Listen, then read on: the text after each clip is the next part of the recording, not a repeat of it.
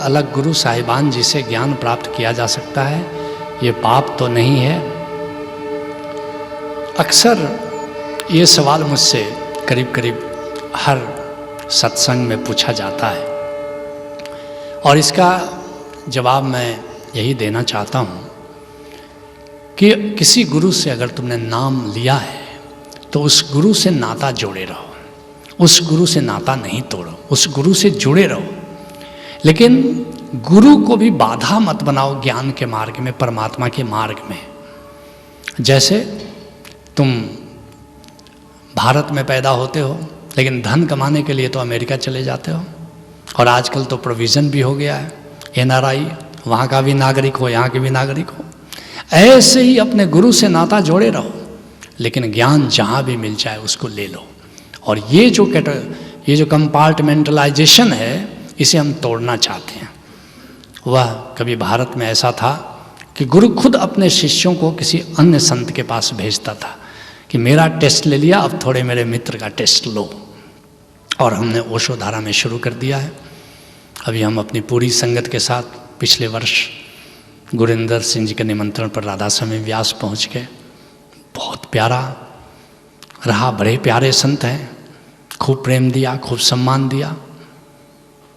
अभी वकील साहब जगमाल के, उनको हमने निमंत्रित किया, अपनी पूरी संगत 300-350 लोगों के साथ हमारे यहाँ आए और हमने अपने संगत के लोगों को बुलाया कि आप इनको सुनो, और लोगों ने प्रेम से सुना, उनको सम्मान दिया, प्रेम दिया।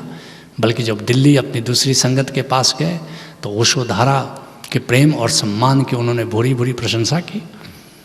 और वहाँ हमने कहा कि हमारे लोगों को चाहिए कि सब संतों के पास जाएं, जहाँ भी अलग जगह है वहाँ जाएं।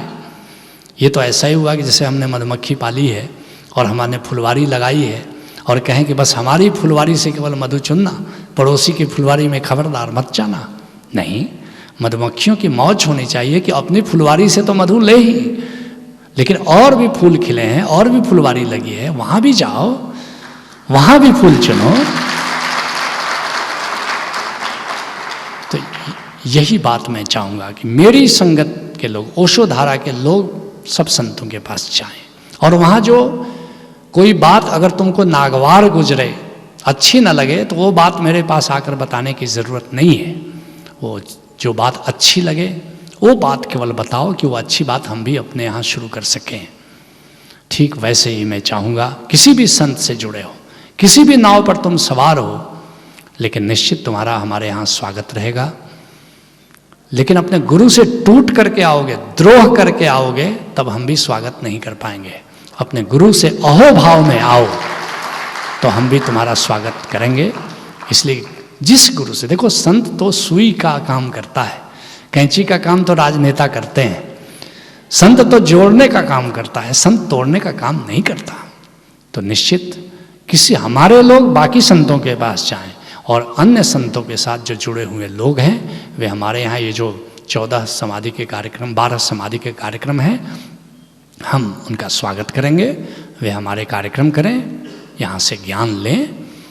किसी को भी ज्ञान के मार्ग में रोड़ा मत बनने दो, अपने गुरु को भी रोड़ा मत बनने दो। मेरा स्वयं भारत के तमाम संतों से नाता रहा है। ओशो मेरे गुरु हैं, लेकिन भारत के कई संतों से मेरा बड़ा नज़दीकी का नाता रहा है। सूफियों से नाता रहा है, संतों से नाता रहा है। और कई संत तो आज भी कहते हैं कि वो केवल ओशो का उत्तराधिकारी नहीं है, वो तो मेरा भी उत्तराधिकारी है। सूफी कहते हैं, सूफी कलंदर हैं गिरिडीह में। भारत में अभी एक ही कलंदर जिंदा है, और वे कहते हैं कि सिद्धार्थ तो मेरा उत्तराधिकारी है। अब देख लो, कोई ज़रूरी नहीं है कि तुम एक ही संत का स्वाद लो। अनेक फूल खिले हैं, सब जगह जाओ, जहाँ भी अलग, लेकिन अपने गुरु के प्रति अहोभाव में हमेशा रहो, तभी दूसरा संत भी स्वागत करेगा। अगर अपने गुरु से द्रोह करके जाते हो, अपने गुरु के प्रति तुम शिकायत लेकर के कहीं जाते हो, तो दूसरे संत भी शायद तुम्हारा ना स्वागत कर पाएंगे। लेट्स